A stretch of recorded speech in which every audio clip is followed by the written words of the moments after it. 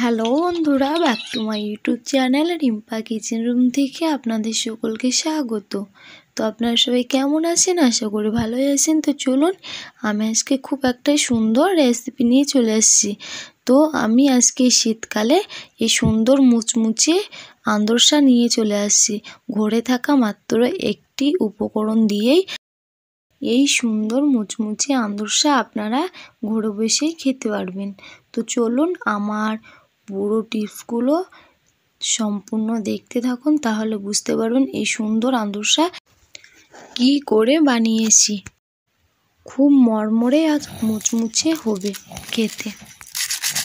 অনেকে ঘরে আন্দরসা করে, কিন্তু আন্দরসা ফুলে না এবং ভালো হয় না, ভিতরে কাঁচা ভাব থেকেই থাকে। তো এই টিপসটা পুরো ফলো করুন, সহজভাবে দেখানোর চেষ্টা করব। 100% গ্যারেন্টি এত সুন্দরই হবে।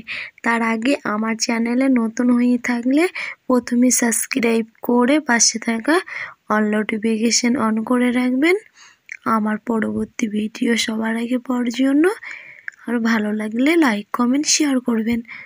আমি একটা হাঁড়ির মধ্যে নিয়ে নিয়েছি 1 কিলো ভেলিটা ভালো মতো আমি গলিয়ে নেব।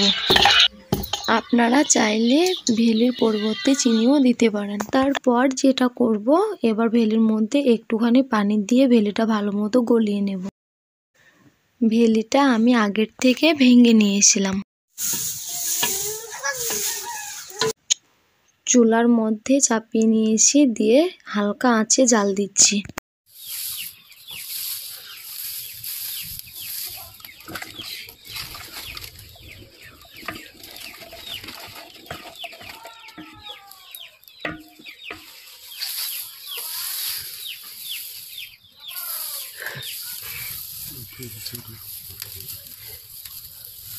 ভেলির পাকটা একটু দেখবো হয়েছে নাকি, এখনো ঢিলা হয়ে আছে, ঠিক মতো হয়নি।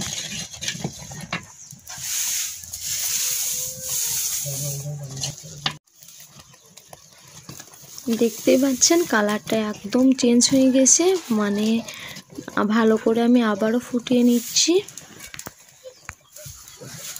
এবার বাটির মধ্যে আবারও পানি নিয়ে নিলাম, পানির মধ্যে আবার দেখব ভেলির পাকটা ঠিকঠাক হয়েছে কিনা। এই যে একদম ডাব বেঁধে গেছে হাতের মধ্যে, মানে পুরোপুরিভাবে আন্দরসার জন্য এই মাপটাই সঠিক। এবার নিয়ে নিলাম গুড়ের মধ্যে আলো চালের আটা।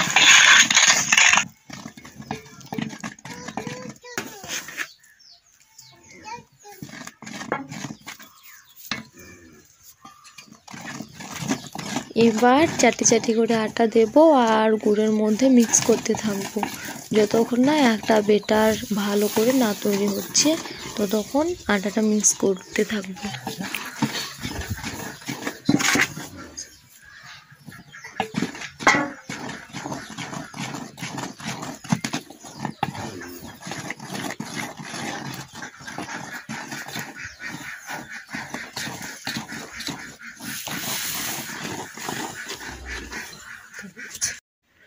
যত গুড়ের পাকটার মধ্যে আটা পড়বে ততই কিন্তু একটু কড়া টাইপের হতে থাকবে।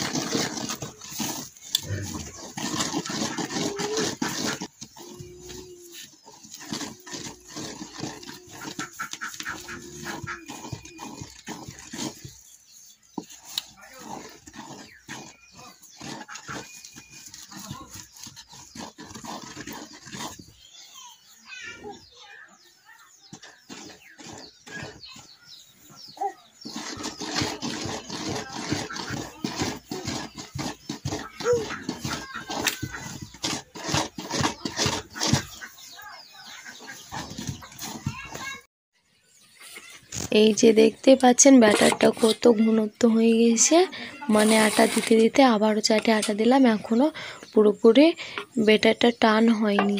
যখনই দেখবো টান আপনাদেরকে দেখিয়ে দেব, তখনই হয়েছে। এরকমভাবে চাটি চাটি করে আটা মেশাবো আর আমি লাড়তে থাকবো।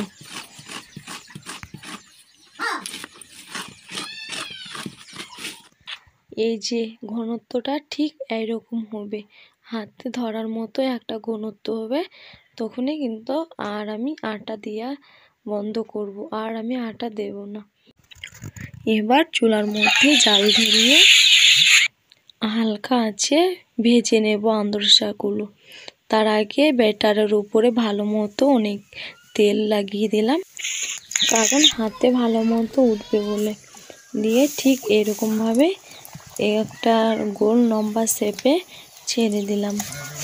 এই যে এরকমভাবে আমি হাতের তলায় নিয়ে ঠিক গোল করে একটু লম্বা করে এই যে এরকমভাবে সব আন্দরসা আমি ভেজে নেব একইভাবে।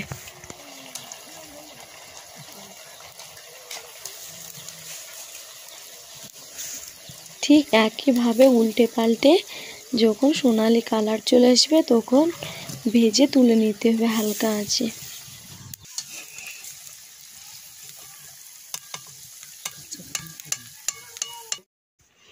এই যে কি সুন্দর কালার, মানে একবারে সোনালি কালার, এরকমভাবে ভেজে তুলে নিতে হবে মুচমুচে ভাবে। আবারও আমি খোলাতে দিয়ে দিচ্ছি। এই যে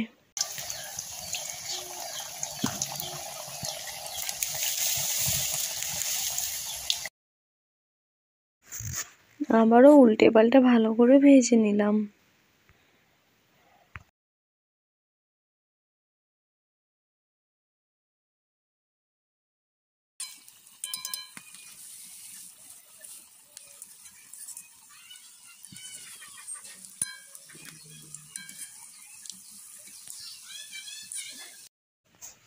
এই যে কি সুন্দর লাগছে কালারগুলো।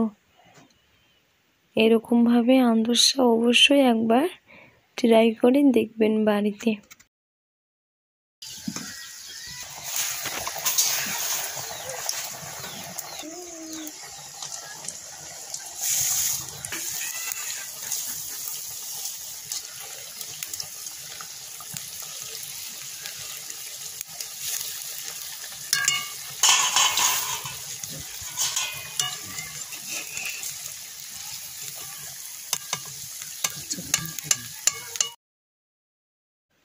অনেকগুলো আন্দরসা আমার তোলা হয়ে গেল। তো আমি হালকা আঁচে এরকমভাবে আন্দরসাগুলো সব ভেজে নিচ্ছি। জালটা একদম স্লোতে দিতে হবে, নাহলে কিন্তু পুড়ে যেতে পারে।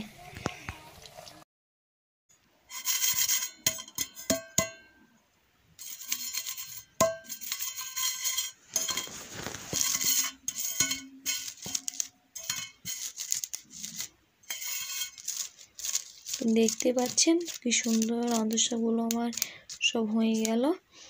এরকম করে আস্তে আস্তে ধৈর্য নিয়ে সব আন্দরসাগুলো এরকমভাবে করে নিতে হবে। এই যে সবগুলো আন্দরসা আমার কমপ্লিট। এই যে দেখতে পাচ্ছেন সবগুলো আন্দরসা আমার এক সাইজের কি সুন্দর হয়েছে, কড়কড়ে মুচমুচে কি সুন্দর হয়েছে। এই যে একদম কড়কড় করছে, একদম প্রচুর সুন্দর খেতে এই আন্দরসা। একদম বাড়িতে পারফেক্ট এই আন্দরসা তৈরি করতে হলে আমার পুরো টিপসটি ফলো করুন। এই আন্দরসা একবার করলে 2 থেকে 3 মাস সংরক্ষণ করে খেতে পারবেন। তো দুটো খেলেই সুন্দর লাগে খেতে, পেট ভরে যাবে। তো এই আন্দরসা আমার কেমন হয়েছে অবশ্যই কমেন্টে জানিয়ে দেবে। আর আমার চ্যানেলে নতুন হয়ে থাকলে প্রথমে সাবস্ক্রাইব করে পাশে থাকা অল নোটিফিকেশান অন করে রাখবেন আমার পরবর্তী ভিডিও সবার আগে পাওয়ার জন্য। আর ভালো লাগলে লাইক কমেন্ট শেয়ার করবেন। তো এই আন্দরসার একটা উপকরণে মাত্র এই সুন্দর আন্দরসা আপনাদেরকে কেমন লেগেছে অবশ্যই কিন্তু কমেন্টে জানাতে ভুলবেন না। তো আপনাদের নতুন কোনো রিকোয়েস্ট থাকলে অবশ্যই জানিয়ে দেবেন, আমি দেখাবার অবশ্যই চেষ্টা করব ইনশাল্লাহ। তো এই যে এতটা মুচমুচে দেখুন কত সুন্দর আর মুচমুচে আন্দরসা। এই যে ভিতরে একদম ফাঁপা, মানে খুব সুন্দর ফুলবে এই আন্দরসা খেতে, তো মজাই লাগে, খুব সুন্দর লাগে। তো চলুন আমি আজ এই পর্যন্তই ভিডিওটি শেষ করলাম। বাই। তো সবাই ভালো থাকবেন এবং সুস্থ থাকবেন। আমার পুরো ভিডিওটি দেখার জন্য ধন্যবাদ।